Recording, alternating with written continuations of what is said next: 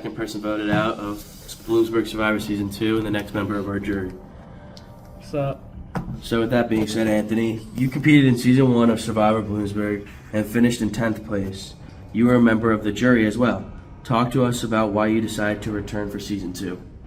I had a lot of fun the first season. Kind of sad how I went out the first season because I felt like I could have had a little bit more. So I was like, you know what? I'll sign up for second season. I had fun. It's going to be interesting. I'd like to see how it is. So I signed up and I got in, and I did. I had a lot of fun this season. It was nice. Besides going home with an idol in your pocket, what did you learn from your gameplay in Season 1 that you changed up for Season 2?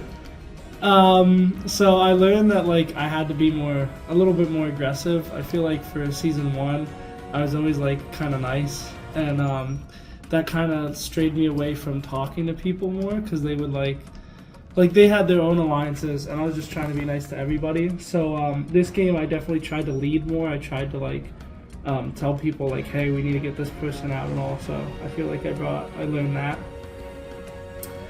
How would you compare your Season 1 team with your Season 2 OG Gator team?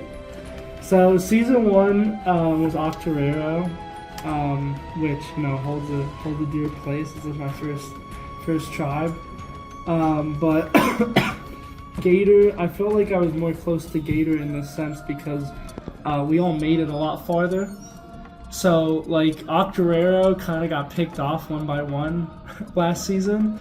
But Gator, we still have Chase, we still have Gianna, we have Aaron. We have a lot more Gators this go around than Octorero did around this time. So I felt like I was able to bond a little more with Gator because I was with them longer. Do you feel that who became the 4 captains for the season, as determined by the Gaga Ball in Episode 1, defined the fate for many castaways? I guess a little bit. I mean, the key was definitely the journey. Was definitely a big kind of advantage to have, because if you knew that the other team had strong players, you just send the weak ones away, and then you'd have to vote off a strong player. It definitely did force a couple votes to happen and have people get voted out that might have lasted longer without the journey. If you have earned the right to be captain, how would have you selected your team? I'm gonna be honest. I probably would have went with returners because I didn't know a lot at the beginning. I didn't know a lot of people. I didn't know them. So going with something familiar is kind of easy to do. It's easy to say that now. Now that I know a lot of people, I would change my answer. But usually you stick with people you know more than strangers, which is a bad habit to have. You know what I mean? You should kind of treat everybody equal. But yeah, I probably would have went with returners until I had to pick other people. What were your first impressions when you met the 29 other castaways back in Episode 1? Who did you start to form a connection with right away? So right away, I was talking to Jake because obviously I was with him last season and all, and I was close with him. Brady I talked to a little bit. Lee and Ozzy I didn't really talk to. I tried, but once they I guess just last season they didn't like me, and this season they didn't either, so it's kind of hard to form a connection with them. But after that, introduced to all the new people. I didn't really get to meet the people voted off in the first episode. They weren't there long. But my Gator team, I definitely when I first met them and I first talked to them, I knew we were kind of going to be a strong alliance there. So tell us about the Tug of War Knockout Duel Challenge. Oh, yeah. So the Tug of War Knockout Challenge was interesting, and there's a reason why. So going into that challenge, Brady came up to me and told me straight up, he was like, listen, we don't like our tribe's being conniving, so he's gonna try and sabotage the challenge for his tribe so that we don't have to go back to tribal. And that made me feel more good about the challenge and going into it. I definitely still obviously I tried, and I think I won both of mine if I remember correctly. But it was definitely when I heard that Brady said that, and then I saw him go up, and I could tell he was acting. It definitely made it easier going into that challenge, knowing that he's gonna try and try and lose it for them on purpose. Tell us about the Deal or No Deal Advantage Challenge in episode 2.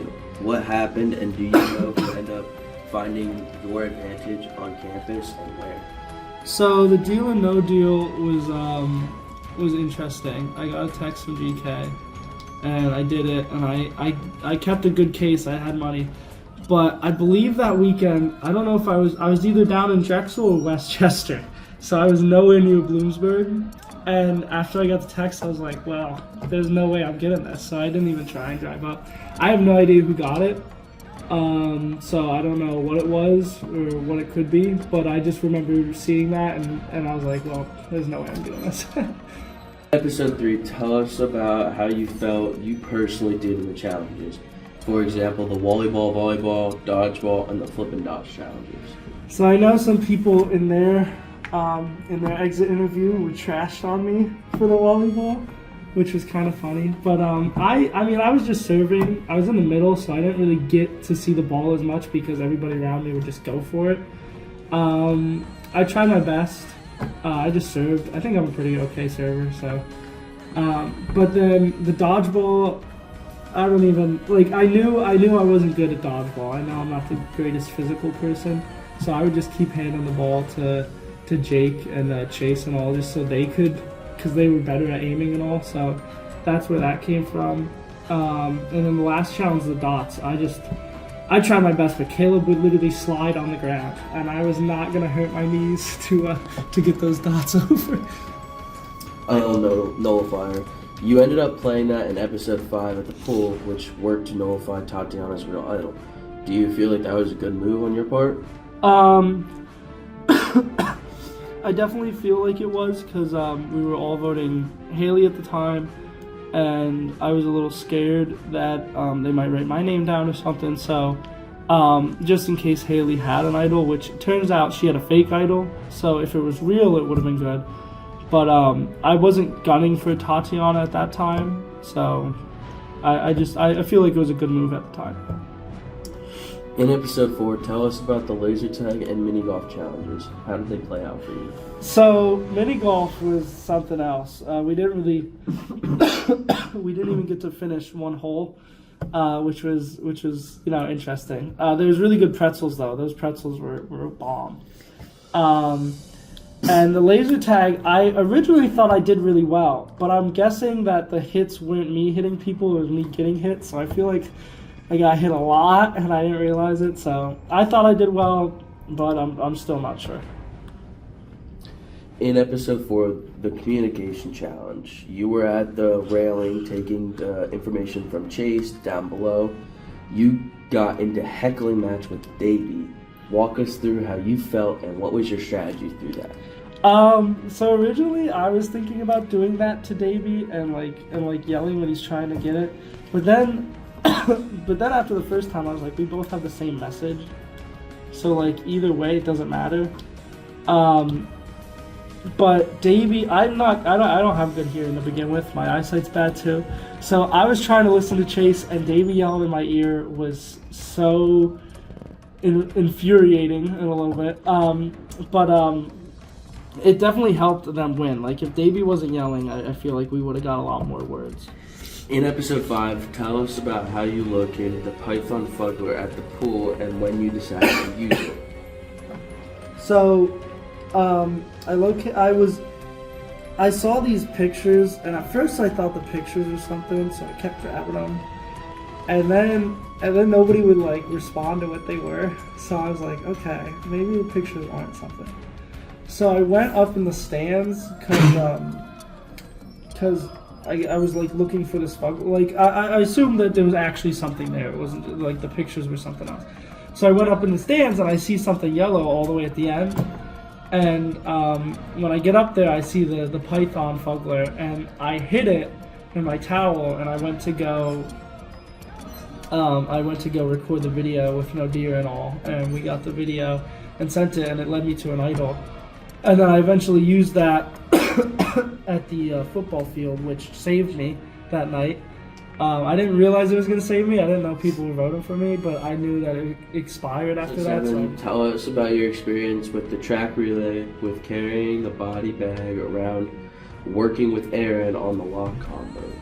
Yeah, so the body bag was fun. I was in jeans, obviously. I mean, I always wear jeans, except for last night. I wore sweatpants. But I just, jeans are comfortable to me, so it doesn't really bother me running in them. So I got my code, and I went and I ran with the body bag. And originally I thought we were supposed to both meet up at where Aaron started, because I thought that was what was happening. But it turns out not. I just have to go there, and then we run to the lock. So we go to the lock, and I got mine off first. And then Aaron was having trouble, so I tried it and didn't work, so I reset it by spinning it a couple times, and then I tried it the second time and it worked. And then we took the box and we went with the eyeballs, and I ended up throwing one of Jack's eyeballs. Like, I don't even know how far I threw it, but obviously it wasn't far because he went and got it really quick. And he caught up to us, and then we put the skeleton on the wrong part of the field. So, yeah. So I know you already mentioned it, but in episode 8 for the Goose Chase Oval Tag Challenge, you were on the rope as the end with the flags as Lee and Jack led the way. How did you three decide your positions on the rope? So, I told Lee straight up, like, you have the longest arms, so you should be in front because you can reach farther. So, like, if they're trying to get away, Lee has the best options of grabbing the flag. Jack was in the middle and I was in the back. That wasn't really like, we didn't really decide on that. We could just kind of have, like, Jack just went in the middle and I went in the back. But it was tough. I was trying to keep pace as much as I could, and I didn't want to let my team down. So I kept up as long as I could, and I think I did pretty well.